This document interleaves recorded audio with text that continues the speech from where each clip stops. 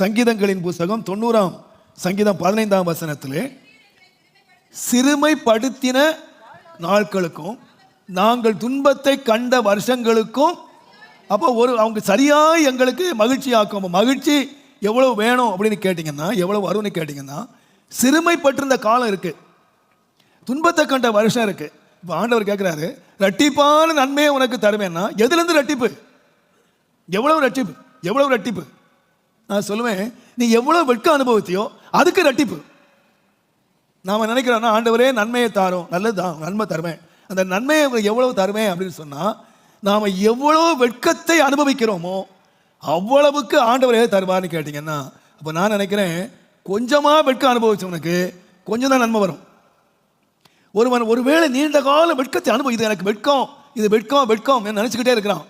நீங்கள் தானியேலுடைய வாழ்க்கையை வாசித்து பாருங்க, எஸ்ராமுடைய வாழ்க்கை வாசித்து பாருங்க, அவங்க ஆசீர்வாதத்தின் நடுவிலேயே வெட்கம் இருக்கிறது. அப்போ ஆண்டவர் சொல்றார், நான் வெட்கத்துக்கு பதிலாக, நீங்கள் நினைக்கிறீங்க இன்றைக்கு தேவனுடைய நாமத்துக்கு மகிமை உண்டா, நாங்கள் வெட்கத்தை அனுபவிக்கிறோம், எங்கள் பிதாக்கள் வெட்கத்தை அனுபவிக்கிறாங்க, இந்த சிறையிருப்பினால் எங்கள் வெட்கத்தை அனுபவிக்கிறோம், எத்தனையோ நன்மைகளை தந்திருக்கிறீர், எத்தனையோ உயர்வை எங்களுக்கு தந்திருக்கிறீர், எத்தனையோ வசதிகளை எங்களுக்கு தந்திருக்கிறீர், எங்களை கொலு மண்டபத்தில் கூட வச்சிருக்கிறீரு.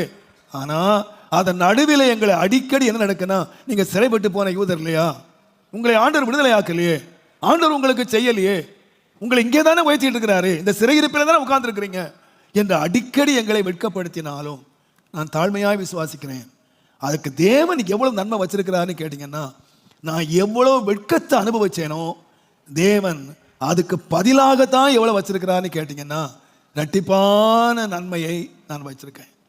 சிறையிருப்புக்கு ஏற்ற இரட்டிப்பான நன்மையை நான் உனக்கு தருவேன். நீங்க யோசித்து பாருங்க, தேவனுடைய நாமத்துக்கு மகிமை உண்டாவதாக. இந்த உலகத்தில் இந்த வேத புஸ்தகத்தை எடுத்து பார்த்தீங்கன்னா, யாரெல்லாம் இந்த நன்மைகளை அனுபவித்தார்களோ இவர்கள் எல்லாரும் எதை அனுபவிச்சாங்கன்னா, ஒரு வெட்கத்தை அனுபவிச்சாங்க. இந்த உலகம் ஒருவேளை அங்கீகரிக்காமல் இருக்கலாம், ஆனால் வேதம் நடத்தின பாதைகளை நீங்க யோசித்து பார்த்தீங்கன்னா, தேவனுடைய நாமத்துக்கு மகிமை உண்டாவதாக, இந்த பாதையில தான் கர்த்தர் நடத்தி அவர்களை மகிழ்ச்சியாக, அவர்களை வெட்கத்தோடு முடிச்சிடல, தேவனுடைய நாமத்துக்கு மகிமை உண்டாவதாக, அவர்கள் நன்மைகளை அனுபவித்தார்கள் என்று சொல்லி